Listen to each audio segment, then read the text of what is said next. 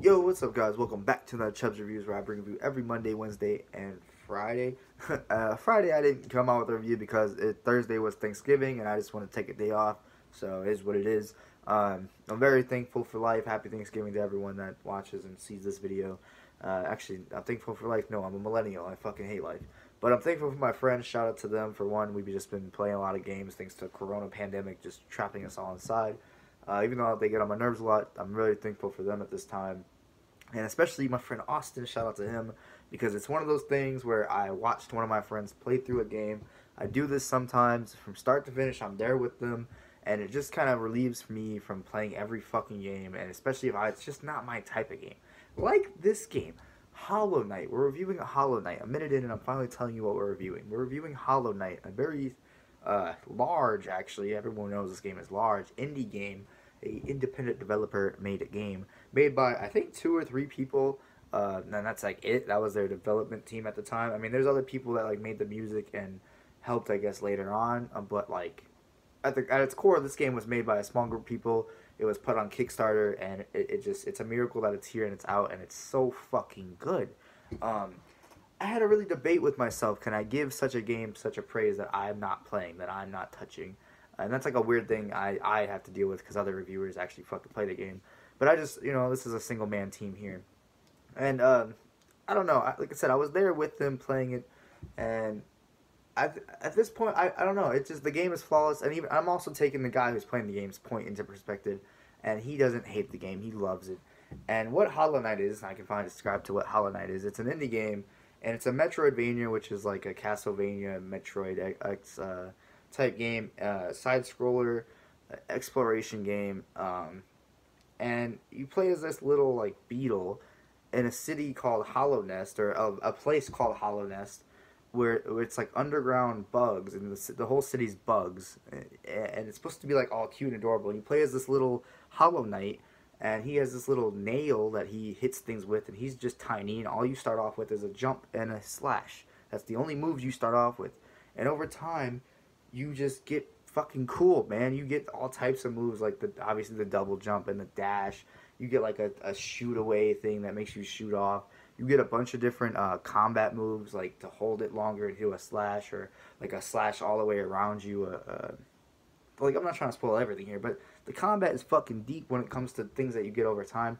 Plus, there's a charm system that, which is like two or three perks you can add on. You can get more charms and more space for charms over time. Some of them combine together, and there's a bunch of different unique ones. Like one made you give off an odor of like a king, so you like hurt things when they were next to you or something. One gave you like these three little bees to help you out. One gives you two extra life slots, but you can't like get them back all the time. Others give you like more soul, because there's also in combat you have this thing called soul, which is like your ability to do spells and heal yourself. You get that by hitting enemies and killing enemies. So you'll be fighting a boss or an enemy, and hitting them to get this soul to take time to heal while they hit you, and you're just constantly trying to hit them, get enough soul to heal, and keep up with that. And it also, like I said, does spells like shoot fireball or some type of ball, a spell ball, or do a dash down and it does damage. And it's just the combat is endless and endlessly fun and growing constantly. And then you got this Metroidvania world. Like I said, we just talked about the combat. That's one huge aspect of the game that is never ending. And there's bosses. There's tons of tough ass bosses. But the game really rewards someone who's obviously looking at what they're fighting. A really like timeful, patient strategy to fighting bosses is really rewarded heavily here. I'm not quite saying the right words, but there's really no cheap bosses in this besides the Watcher Knights. The Watcher Knights are pretty fucking cheap. You'll know when you get there. But everything else in this game, the boss is tough as hell. This game is a Souls-like Metroidvania indie game. It's a Souls-like game. People try to talk about this game without comparing it to Dark Souls, but it's pretty much like Dark Souls. Except indie form. You have this currency called Geo, in which you use to buy like everything. Like at first, you don't even get maps. You don't even see yourself on the map. You don't even have a map, which is kind of unique. I know I'm going all over the place, but this game just has so much to it. I need to let you guys know about it, and I think it's flawless. But yeah, you don't even start off with a map in this. You have to purchase a map or from this guy named Cornifer, because there's bugs. There's other bugs and NPCs in the world that you can find randomly on your adventure. Some of them are cool. Like Cornifer, the guy who gives you maps, you find these papers out, and every time you get to a new area, you don't have a map for it, and you start seeing paper on the ground, and you start following it like a paper trail, and then you hear this guy humming, just some cringy ass shit like that, and it's just dope.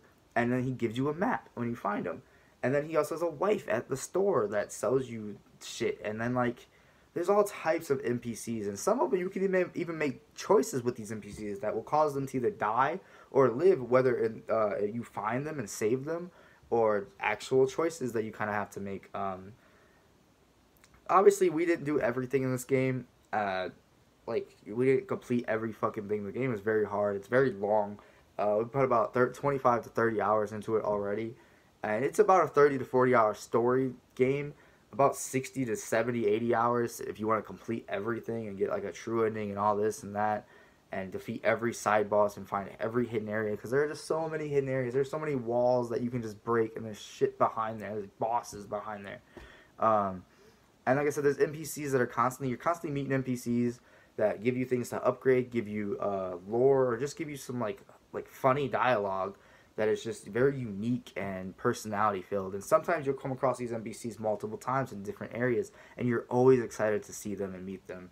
And yeah, this game has no like cutscenes, but it definitely tells a fucking good story. It's just like Dark Souls. It's very environmental heavy. You can tell that you're like a knight in this bug city that is collapsing or has collapsed. This kingdom of bugs, in which like you see a bunch of dead bodies on the ground with knights swords into them. So you can tell a kingdom killed some people. There's like an infection going on, so there's like a plague. So maybe something went down with that, and the king was involved. And I don't know. I'll let you guys just figure that all out on your own. But it's definitely there. But you gotta like look for it. You gotta want it. I would say there's 3 points to this game. I talked a lot about the combat. Number 2 is the exploration, like I just said, with the getting the maps. You don't even see yourself on the map right away. You gotta like buy I think a charm puts you on the map. Yeah, it's just some of that stuff. Like, I can't recommend this game to everyone. I can't even recommend it to myself.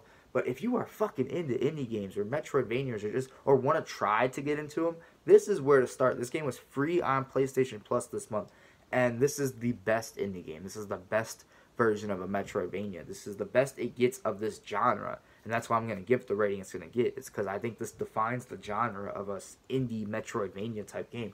I haven't played a ton of them. I know like there's Bloodstained, Ritual of the Night, and like Mega Man, and I don't even know that many of them, to be honest, I guess.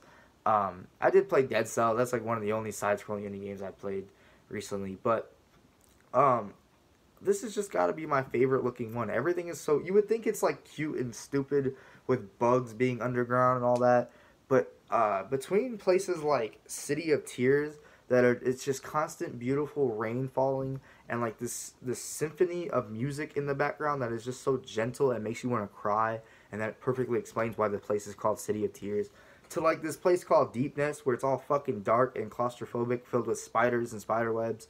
Every game has spiders. Of course, this one does too. And my back is itchy.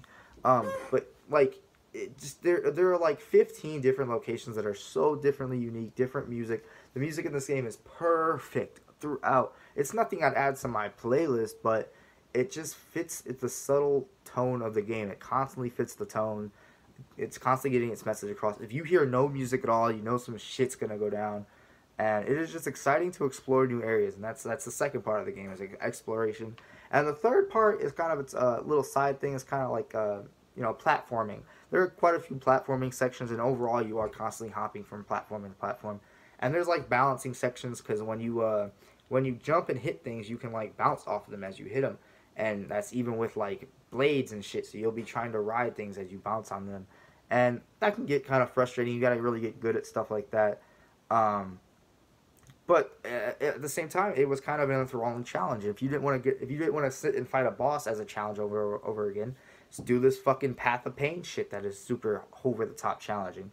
And it's just a platforming challenge that'll reward you for whatever. Sometimes rewards are cool and great, like charms or mask pieces to get more health or more soul, be able to hold more soul.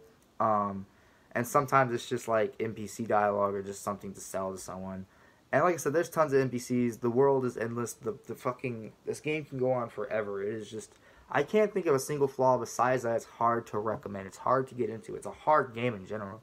But it's a lot like Dark Souls, like I said. If you're into the whole resting at benches like campfires, if you die and lose the geocurrency, you have to go back to where you died and kill your soul to get your currency back. Otherwise, if you die again before you get your soul, you lose all your fucking currency. Just like Souls or Blood Echoes in Dark Souls and Bloodborne. Like I said, you're constantly seeing. The only reason it's not like Bloodborne or Dark Souls, it's got that Metroidvania-esque. I mean, you unlock shortcuts just like those games, but obviously you don't have the double jump at the beginning of the game, so there's areas you can't get to. But man, as soon as you get the double jump, you're like, oh my god, I can get to so many areas now. Or as soon as you get the dash, you're like, holy shit, my like double jump and dash, you're like, oh my god, my options are limitless, and it just keeps growing and growing.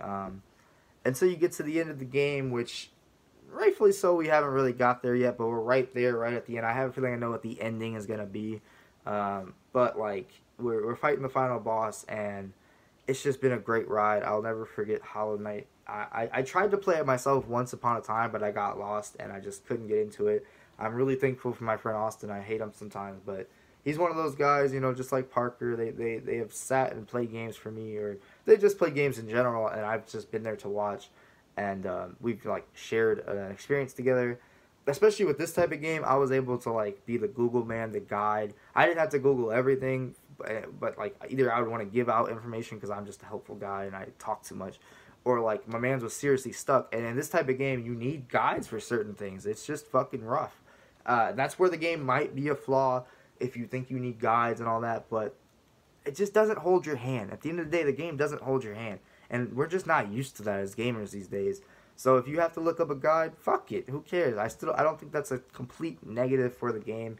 If it's still enjoying and you still have to get through and progress yourself, you just might not have to know where to go sometimes or know which order to do things sometimes. It just, you know, it's not in your face. It's not, especially if you take a break from the game for a day. It's hard to get back into because it's just it's a non-casual game. Very not casual.